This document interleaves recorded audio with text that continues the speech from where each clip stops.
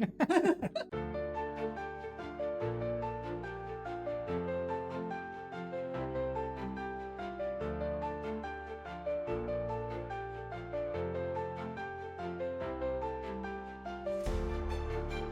Silvana, and welcome to our first behind-the-scenes session with the Paladin crew. I'm here with our founder and history buff, Vladimir, and today we're going to delve deep into the Tiberius story, which is our third user-voted story in the app. Yeah. We're in the process of polishing it, so you can find it soon on the Paladin app, so you can find out more about this interesting character. But for the people that don't know Tiberius, Vladimir, can you tell us more about him? Yeah, Tiberius is the second Roman emperor.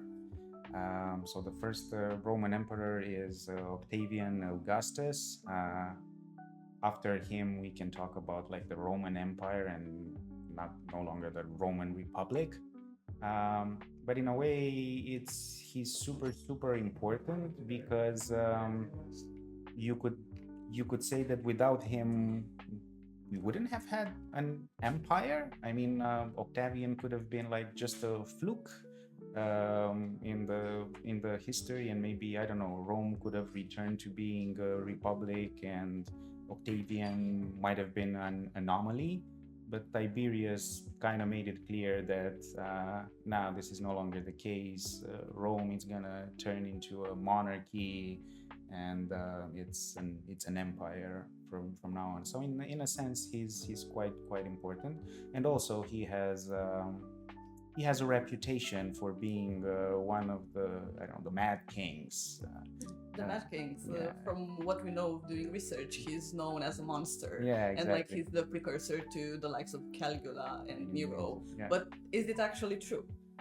Yeah, this is one of the things that I don't know, you went deep into. I would say no.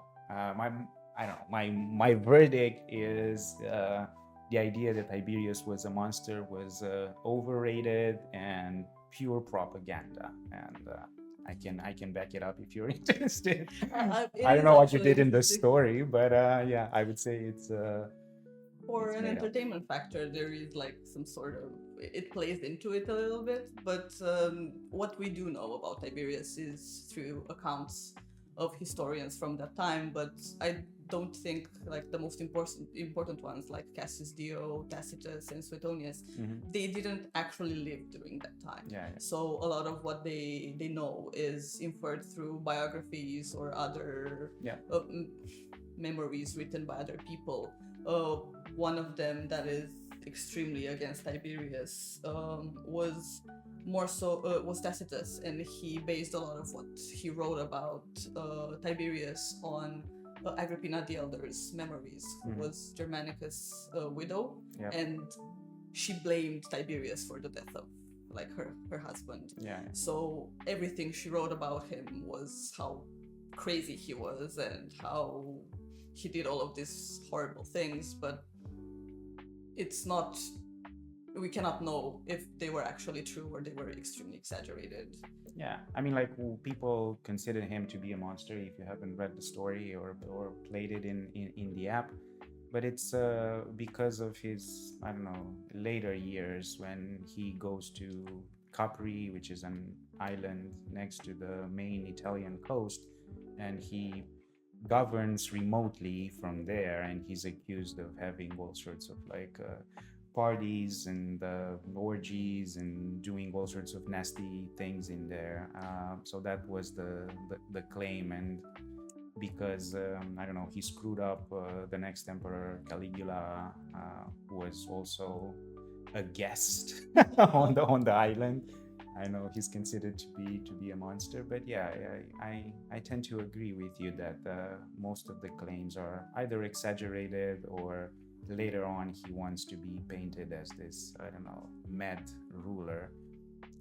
It might have been just with Caligula that, I don't know, at 60 he had, I don't know, too much wine and his mind went mush. But if you look to his career up until then, he's a very, I don't know, stoic character, good administrator, I don't know, he did a bunch of stuff for the previous emperor Octavian, and I don't know, he went to Pannonia, he went to Germany, he was a top general, he did everything right, although he hated Octavian probably with passion.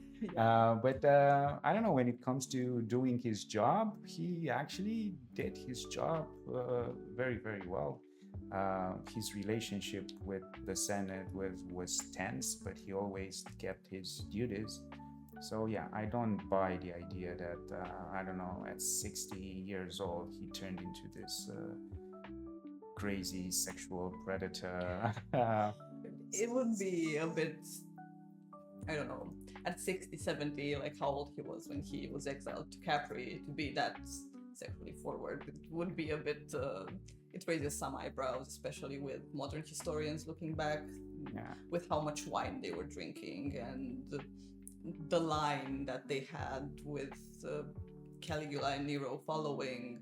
There are discussions of them having some sort of mental illnesses that they were not treated, they went and checked. So it could be that Tiberius's paranoia regarding the Senate and the Praetorian Guard made him rash in certain things, and there are a couple of executions that kept on happening because he thought people might try to kill him. Well, they kind of did. They did. They did, since we don't know how he died. Being an emperor was the most dangerous profession in the ancient world. So yeah, I kind of get it.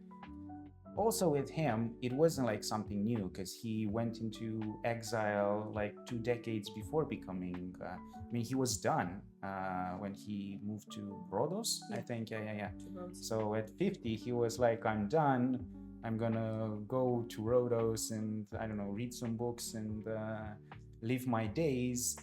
And Octavian had other plans for him. Yeah, but like maybe like the universe, since everyone else that was in line for succession ended up dying.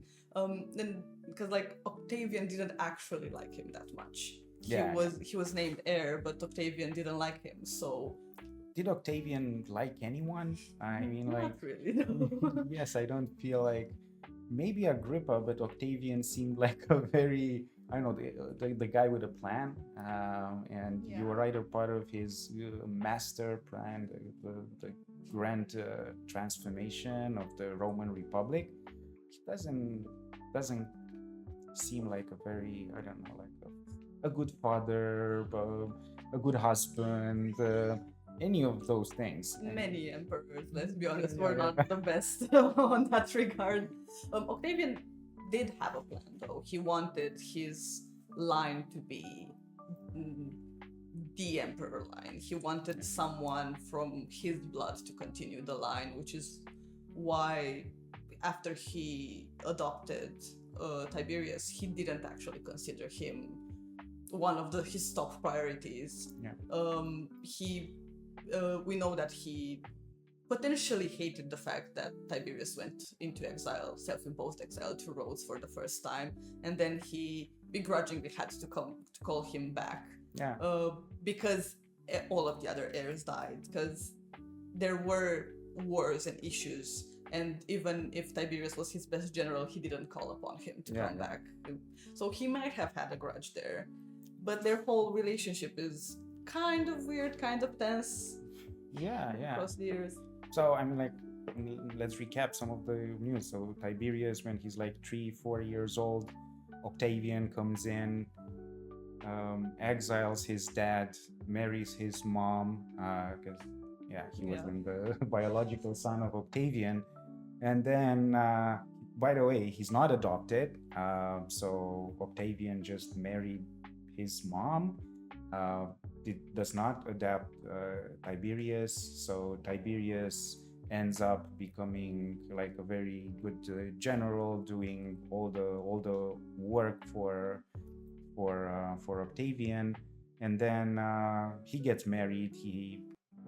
He's happily married, has a wonderful marriage, which is weird for the Roman world. It's not known to happen that often in the Roman world, especially with generals and like high-ranking figures. But then Octavian is like, yeah, wait a minute, why don't you divorce your wife that you love and have kids with and marry my daughter? She's nuts, by the way, but yeah, you'll be fine.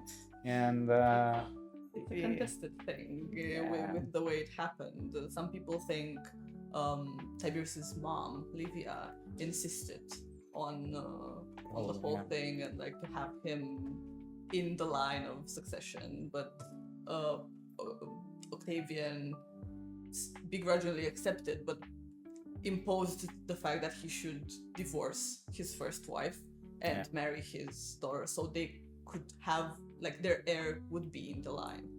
Which didn't actually. They didn't have a direct. Because Caligula, the next emperor, it's not the biological son of Tiberius, and the story will keep on happening. So what was the question? Was he a monster? Was he a monster? No, I don't think so. Not really. The exaggerations and everything. You mentioned the difficult relationship he had with the Senate, and a lot of the historians, from what we know and we researched, is they were either from the Senate or they had close ties with them. So whatever they wrote about Tiberius is within the lens of like the senators and everything else who didn't like him. They thought him to be too stoic. When he came to be emperor, at first he refused. And here there's a bit of a conflicting story. Some historians say he refused because he didn't want to and he was reluctant and he believed the Senate can rule without an emperor. And other accounts say that he refused in order to emulate humility, but the Senate knew he wanted power and they viewed him in a very bad light afterwards. So everything we know about him is through the accounts of someone else that is skewed. Sure, he did go on a lot of treason trials and everything else and supposedly killed a lot of people, but there weren't that many in the grand scheme of things. And compared to what happened during Octavian or Sulla and stuff like that, the proscriptions. It's very little. So there is evidence that people had like a grudge with him, maybe because he didn't fit into their expectations of an emperor. Because after all, Octavian was pretty personable and he had a bit of diplomacy in him, from what we know, right? I think this distinction that there is the Republic and then the Empire, and in our heads, 2,000 years later, there's like this clear line. Octavian comes in, poof, the end of the Republic, beginning of the Empire. But it didn't happen as abruptly as we now look back at. It was a very soft process, but it was I think a very long process. So if you think about it, there was still a Senate. It wasn't like, I don't know, Octavian come in and was like, Senate, you're out of here. I make all the rules. Like a judicial system. I decide who's guilty and who's not. No more voting. I mean, all of those things were still there. I mean, like all the Romans still considered themselves part of the Republic. It was just that, I don't know, there's this guy, the princeps, right? The princeps. It wasn't like the emperor, as we call him now, that I don't know, created a transition. So it was very, very, very, very gradual, but the Senate, I kind of side with Tiberius. I'm more of a Republican myself, so I think, I don't know, the transition from the Republic to the Empire was a tragedy. A tragedy.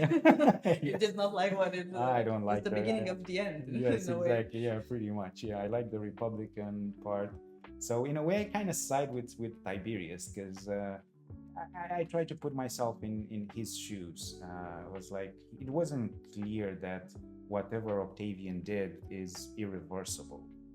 right? Yeah. I mean, the idea that you had a guy who can oversee what the Senate is doing and had like supreme veto, in the grand scheme of things, it's just like a detail, right? I mean, I understand why he tried to go back to the senators and be like, hey, like, do your job, pass laws and rule and govern. That's why you're there. But yeah, I also understand that from the senator's perspective. I mean, none of them even remembered the old Republican days. Yeah. I mean, Octavian ruled for almost 50 years. They were all born after the whole shebang. And even like the people, the memory, I think, of the regular Romans of the Republican days was not very happy. I mean, the last 100 days of the Roman Republic were civil wars, proscriptions. It was a bloodbath. Yeah. So from them, it's like, if that's what it means to be a republic, yeah, we're fine with the empire. The empire is great. Yeah. Tiberius is an interesting figure in this sense, because in the early part of his reign, he was quite pro-Senate, and he did have that military discipline and everything. So people do, and he's described as reluctant. Yeah. But we're not sure how much of that it is. And he did favor the Senate, and people think he was like quite fond of the Republic and everything else. But at the same time, he did continue what Octavian did. Yeah. And he kept like some of the key things, like he had the supreme command over the military and everything. He did have control of the legislation. Yep. He could say, this person committed treason and I want him tried, and almost 99% of the time that person was screwed. Yes. And they knew that. Some people he accused later with the Praetorian Guard and so on, because there was an attempt to seize power from him. Mm-hmm. He killed the main guy, Sejanus, which our listeners can find out more in the story. The whole shadow government, kind of fun. That was your angle. My angle with the story. They can find out more, but he got extremely paranoid afterwards, and he tried and killed like a lot of people that were in relation to Sejanus, and like they knew him and so on and so forth, and a lot of them committed suicide before they even got to the trial, before the Senate. They were like, no, it's gonna happen anyway, so I might as well do it myself. So he was somewhere in between this, like he liked the Republic, maybe what he heard about it, maybe, but he also continued what Augustus started, and I think his brain consolidated the idea of the empire and then continued with. I don't know if he had a choice. I mean, like, that's I mean, like, he tried to get away. I mean, he went into retirement a few times, but I don't know, the responsibilities kept on asking for him to be the main guy. I don't know, very similar to, I don't know, later on, Marcus Aurelius, another guy who didn't want to be an emperor, but like, I would rather sit home and read books. I don't know if Tiberius was as intellectual as that, but my impression of him is he didn't really want the job that much. He would have rather, I don't know, sit on an island, I don't know, enjoy his later years in peace and not to worry about managing the Senate and a bunch of old rich guys asking stuff. I wanted to ask you about the Praetorian Guard. You seem to have liked that angle for the story, and the Praetorians are very much featured in the story. Like, why did you go for the Praetorian Guard angle? The Praetorian Guard was like a very interesting thing in the Roman Empire, because they were supposed to be like the special forces of the emperor. They were tasked with keeping the emperor safe. But they were quite controversial because they lived in Rome and there was not supposed to be any legions around there, but they were still set there, and slowly they gained more and more people, and they during Tiberius, they started becoming a bit of a shadow government sort of figure, because Sejanus became friends or like trusted. Was like a prime minister. In a way like that. Tiberius saw him, he saw he was competent, and then they started this sort of mixed government sort of thing. When he was away, when he first went to Capri, he left Sejanus sort of in his place, and he sent him letters with what he wanted to do, but there are some sort of hints that Sejanus did what he wanted. And the Praetorian Guard started to get more and more power. Tiberius did eventually accuse him of treason, because Sejanus did want to get more power, and he tried to insert himself everywhere. He even wanted to become part of the succession line. But it started a precedent, because through him and through what Tiberius did, the Praetorian Guard gained more and more power. And there is a conspiracy around it that Caligula, or the Praetorian Guard the new prefect, chief, the new prefect, Marco, killed him. And it's not sure what happened. Modern historians believe that Tiberius died due to some heart condition. Others say that either Marco or Caligula suffocated him. So we'll never know how he died, but through what he did with Sejanus and the power that the prefect ended up having, the Praetorian Guard became extremely important. So it's an angle that's interesting to see, because afterwards the Praetorian Guard becomes like a main piece in the whole puzzle with the next emperors.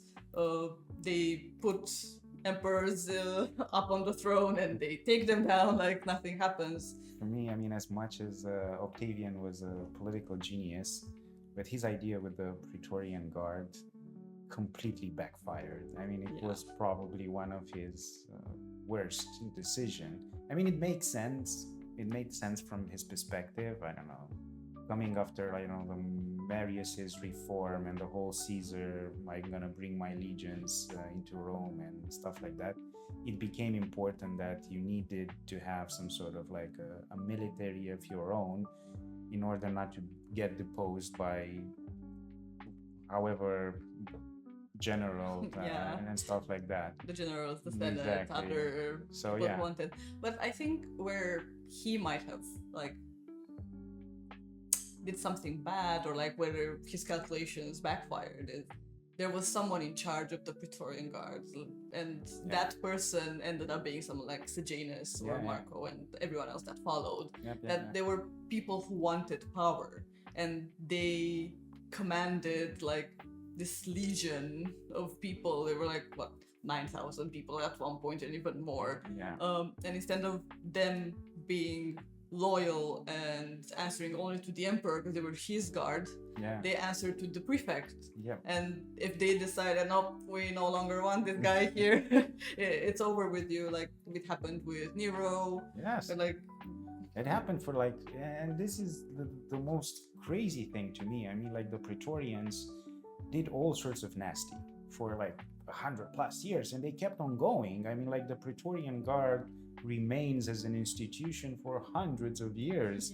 I mean, imagine being the Roman emperor and meeting the Praetorian Guard and be as naive and be I'm sure this time will be different, they're gonna be on my side, and then end up being killed by the Praetorians just like everyone else. It's very interesting, because even when later emperors, they end up becoming emperor, they are first and foremost declared in front of the Praetorian Guard. And it's sort of seal of approval. Who's the next emperor? The Praetorian Guard approves. And then it's the Senate. They became they didn't have anything to say about it, even if there was a line. And the emperor who died named his successors. If the Praetorian Guard didn't like them, it was a bit of we might replace you with your cousin that we like more because he's less crazy or a better military guy. What's fascinating in a way is none of the emperors tried to do away with it. Or maybe they tried and couldn't do it, but it seemed like some of them liked it in a way because they had the backing, even if they weren't in line. Maybe they kept the Praetorian Guard. Maybe they were as naive as to think that they would be able to control them, and but I don't know. I mean, like Tiberius is the first one that, I don't know, realizes what the what the Praetorians are actually up to. But yeah, and the whole the irony of it is like the misaligned incentives. So one of the cultural the rules was when a new emperor was I don't know, came to the throne or whatever, named princeps, he had to increase the salary of the Praetorian Guard. That was one of his first I don't know, official things. And once you do that a few times, I think the lesson that the Praetorians are gonna learn is that whenever there's a new emperor, we make more money. Yeah. So what if this transition happens more often than not? You know, it backfired in a way. Maybe they thought that by increasing their salaries, they're going to gain their loyalty. Yeah. But if it keeps on happening, with like emperors at one point died every couple of years. You have like between the transition between like dynasties, you have the year of the 5 emperors, where there are like 5 emperors in a year. We barely remember their names. Yeah. But the Praetorians had 5 base salary increases that year. Best year ever. It's going to create precedent, and exactly. Tiberius started it. Exactly. And he realized what they were and tried to stop it by getting rid of Sejanus and everyone associated with him, which gained him the reputation of a monster and the trials and everything. But then it was the start of the Praetorian Guard being so powerful. So in a way, he cemented a lot of the things Octavian started. But they went in a completely different angle and direction than everyone could have thought of. Because if we think about it, one of the interesting questions we can have about is, what if the Praetorian Guard sided with emperors and did everything they wanted? Job. Yeah, and actually did their job. To the extent of everything, not just killed whoever the emperor wanted gone or did everything else. Do you think things would have been different? The Praetorian Guard actually answered only to the emperor. Yeah, probably. I mean, like, think of all the emperors that were killed or replaced by the Praetorian Guards. God knows how the history might have changed. But I don't, given the incentives, I don't think it could have been any other way. Because like the Romans were ambitious, they wanted power. That was part of the ethos. And I don't think you could have had the Praetorian prefect who leads over the so-called elite part of the army and not be ambitious, not think that maybe I could be in charge. I mean, like the whole history of the Roman Republic and the empire is very ambitious men who wanted glory. Who wanted glory, exactly. Wanted to win and everything else. But I was thinking of it in the sense of Tiberius gets rid of Sejanus, and everyone who is associated with him ends up dying in the next couple of years. Yeah. Could he have taken control of the Praetorian Guard then? Do you think if he did that, and then he died of his own causes, whatever happened, we won't go into the he was murdered angle, but after him comes Caligula, who is known to have been a bit more crazy than your average Joe. Do you think that if the Praetorian Guard only answered to Caligula, there could have been a chance that him or other so-called crazy emperors after him, like Nero, would have been in charge for way longer, and this would have been disastrous for the empire? Probably. I mean, like the way that I think it might have worked is if the emperors would have been more I don't know, operationally active. So Octavian was not a military genius. He relied on Agrippa to do, and Tiberius to do all the military work for him. And if you look at Nero, Caligula, Claudius, and pretty much all these first emperors, they were not great military leaders, except Tiberius, of course. So they had to rely on some experts to rule the Praetorian Guard. So I think that if the emperor would have acted like the supreme military leader, but in a, I don't know, hands-on way, it might have worked. And clearly Tiberian had the reputation and the know-how to do it, but he didn't want to. It all goes back to the fact that he didn't really want to do it. Yeah, but I mean, like, Caligula was a boy, Nero was a boy, and he wanted to sing more than to rule. Claudius, I don't know, people made fun of him because he was a cripple, so they didn't have the authority to actually rule over the elite of the Roman army. But I think if you had like an emperor like, I don't know, like Marius or like a Caesar or like Sulla, who were amazing generals, I don't know, Scipio, or those type of people who became general and acted with a fist, maybe the Praetorians might have been more aligned with the big chief. But when the chief was actually, I don't know, the prime minister to the actual emperor, things got a little bit messy.